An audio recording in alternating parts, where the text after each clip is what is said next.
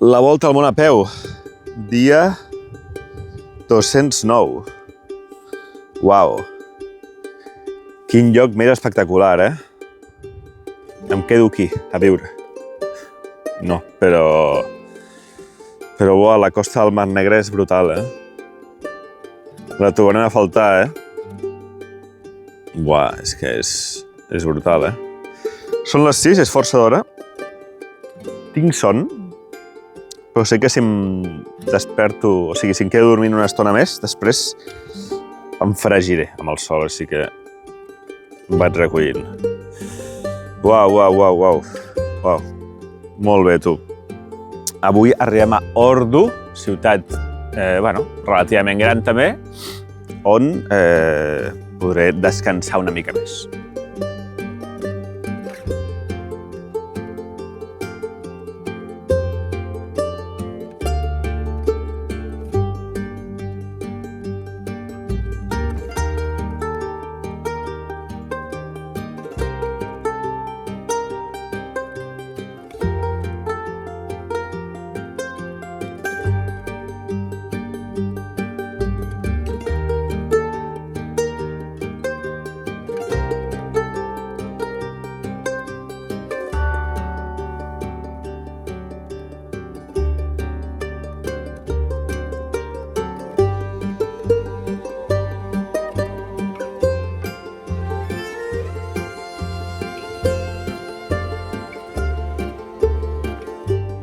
No sé molt bé què és això.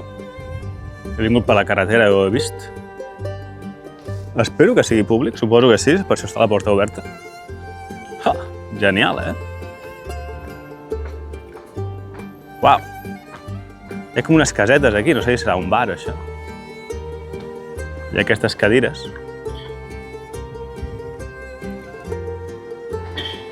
Brutal.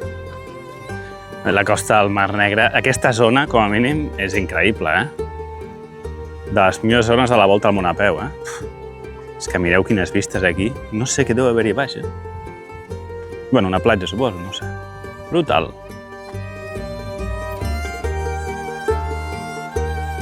Les 11:30, hora de resar, pel que sembla.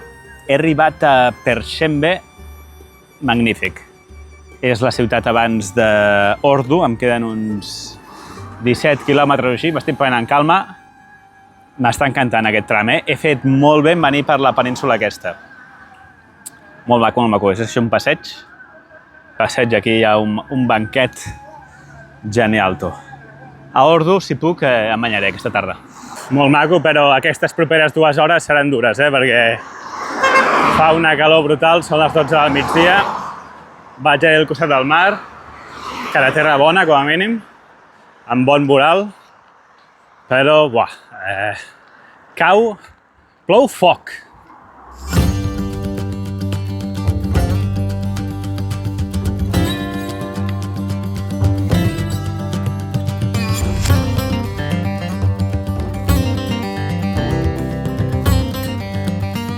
Ho han sigut, oi tant que han sigut dures. Arribo suadíssim a la ciutat d'Ordu, com a mínim a les afores. Una altra ciutat relativament gran de la costa del Mar Negre de l'antiga regió del Pont.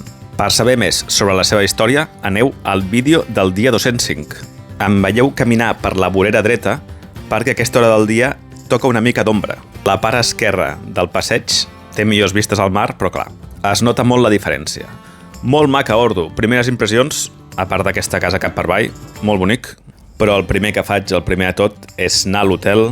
38 euros, esmorzar inclòs, que sembla una mica el preu habitual que estic pagant últimament. Mireu, suadíssim. Una habitació que està molt bé. Aquí a Turquia estic anant exclusivament d'hotels. A altres països els preus més econòmics eren apartaments, però aquí a Turquia no, els hotels estan molt bé. La meva idea, com us he dit, era descansar una mica i després per la tarda anar a la platja. Però he descansat molt, estava fet caldo, s'ha anat el sol, així que lo de la platja ho he deixat estar. Però he sortit igualment, perquè aquesta hora s'està molt bé, i el primer que he fet és anar a visitar aquesta mesquita. M'ha sorprès una mesquita tan gran a una ciutat com aquesta. Com més minarets té, més gran i important és, i aquesta en té 4, que no és gens habitual. Ordu, i sobretot la zona del voltant, és famosa per les avellanes. Ja hem estat veient camps i arbres avellaners. Aquí es recullen la majoria d'avellanes del món.